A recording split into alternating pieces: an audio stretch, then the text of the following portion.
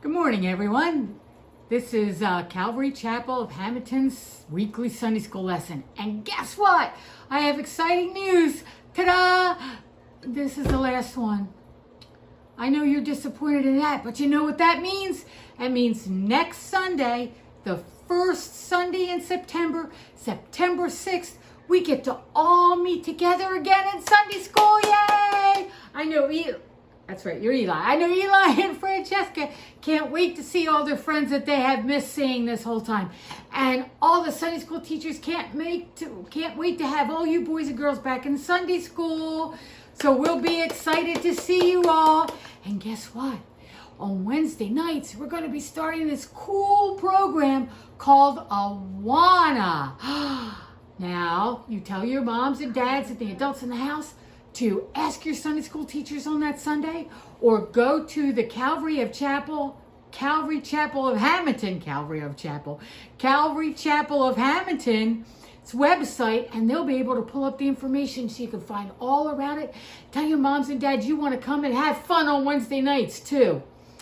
So, I know you guys have been learning all these cool memory verses, so let's look at our last memory verse before we get together.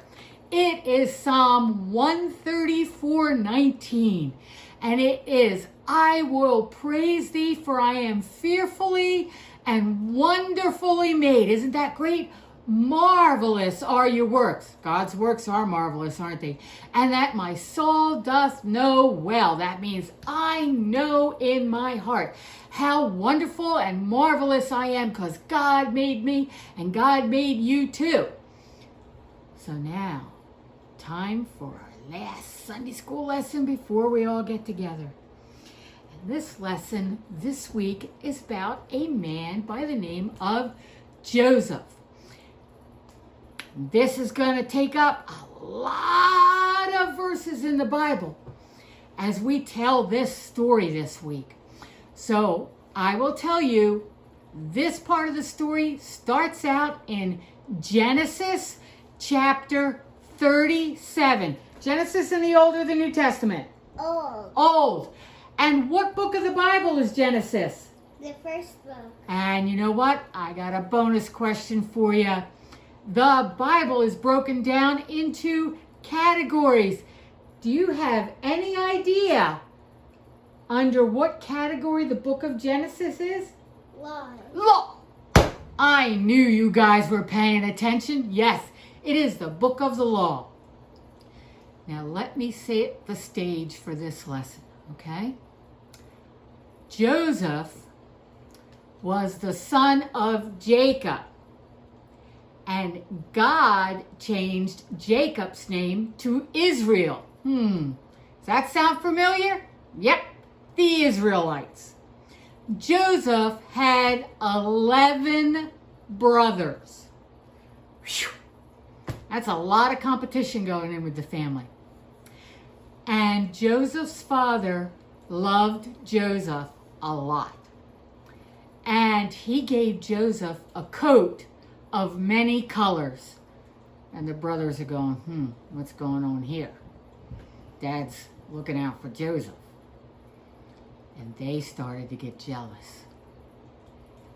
But Joseph loved the Lord. And the Lord started to tell Joseph in his dreams that he was going to rule over his brothers.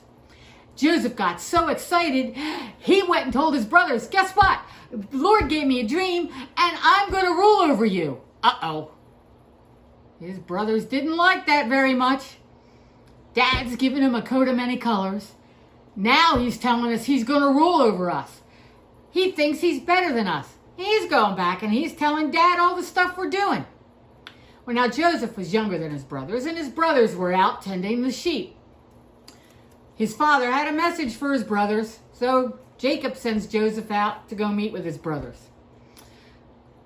And that's when he tells them about the dream. And Joseph's brothers all get together, and they go, we got to get rid of him. Not nice thoughts. So they took Joseph's coat off of him, and they put him in a pit. And they didn't know what to do with him. And along came some travelers, and they were on their way to Egypt. And the brothers go, well, we're going to get rid of Joseph this way. We're going to sell him into slavery. That way we get some money. He's going to go off with these guys. But then what are we going to tell our father? So they kill an animal, and they put the blood on Joseph's coat of many colors. And they go back and they lie to their father. Listen, I know you guys, the last thing you want to do is be lying to the adults in your life. Because nothing good ever happens that we can see immediately. You know they're going to get in trouble. So they go back and they tell their dad that Joseph is dead, an animal killed him. Meanwhile, Joseph is now off to Egypt. But Joseph loved his brothers. And Joseph was a slave, but he was the bestest slave there was. And he worked his way up into the house that he was the chief slave. And then somebody said something bad against him, and he ends up in prison. Meanwhile, he still loved the Lord, and he still loved and missed his family. And you remember that dream that Joseph had that said he was going to rule over his brothers? Well, guess what? Pharaoh had a dream, and he didn't understand. Somebody said, hey, there's this guy down in prison. His name's Joseph, and his God can help you. So Joseph said, my God is telling me that your dreams are talking about a skinny calf and a fat calf. Now, if a cow is skinny, that means he ain't got enough food. And if a cow is fat, that means he's eating real good. And so Joseph told Pharaoh, there is a famine coming. You know what a famine is? Yep, skinny cows coming. That means food is going to be scarce. There's going to be not enough water. Crops are going to dry up. We have to be prepared. So Pharaoh goes, I got to get this guy Joseph out of prison. So out of prison Joseph comes, and Pharaoh makes him, ta-da, number 2 guy in all the kingdom. And Joseph says, we're going to set up storehouses. Have you ever seen big silos on a farm where they're storing the grain? Yep, got the idea from Joseph, I'm sure. And that's what they did. They stored up all this grain. And for 7 years, they stored up all extras and anything they could. And all this food, because Pharaoh had a great big massive, he was ruler of all the known land at that time. He was responsible for a lot of people. Well, guess what? The famine came. And Joseph's family was hit by the famine too. And they needed food. So Jacob sends a couple of his older sons to Egypt. Now, it has been a lot of years. Joseph's not a young man anymore. He's an older dude now. And Joseph recognizes his brothers. And he's excited to see them. But he can't let that on. So he gives his brothers food. They trade for food and they go back. And after a while, Jacob sends the sons back again. And Joseph goes, is your father still alive? And they're going, what's this question here? He goes, that brother of yours, Benjamin, you bring him to me. I want to see this Benjamin fella. So they bring Benjamin. And Joseph says, I'm going to keep Benjamin here because I want to see your father. So I want you to bring Jacob here. Now, back in Bible times, people lived a lot longer than they do now. I'm going to tell you, Jacob was around 147 years old. Okay? So he had to travel easy. And they bring them there and he goes, Joseph goes, Father. He goes, I'm Joseph and I still love my brothers. And isn't it great that I get to help you and I take care of you? And I know you treated me badly because we didn't all understand God's plan. But this worked out for good, and now I get to take care of you. And guess what? I did get to rule over you. The Lord was true on his promise, and Joseph got to help his brothers because Joseph loved his brothers, and he wanted to show he cared for them. Now, his brothers felt bad because of what they did. And Joseph goes, that's okay. You're my family, and sometimes we hurt each other.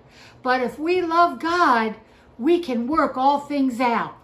Okay? So you know what? I want you to do something special for me this week. Guys, why don't you hold up your cards? Oh, I have one right here too. If I can find it. I know it. No, where'd it go? There we go. What's that say? What's that yours say, Francesca? Turn it around. You can look at it. What does it say? Ah! We lost it. Here, read mine. What does it say, honey? I care for you. I care for you. Eli, what does yours say? I care for you. All you need is an index card and maybe a marker or a colored pencil or a regular pencil, and you're going to write, I care for you, and draw a heart. But you know what? You're not done. Because on the other side, we got some blank lines here. And you know what you're going to put on those blank lines?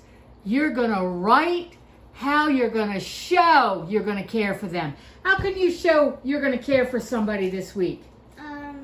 You can send them a card. Send them a card. How are you going to show you're going to care for somebody this week, Francesca?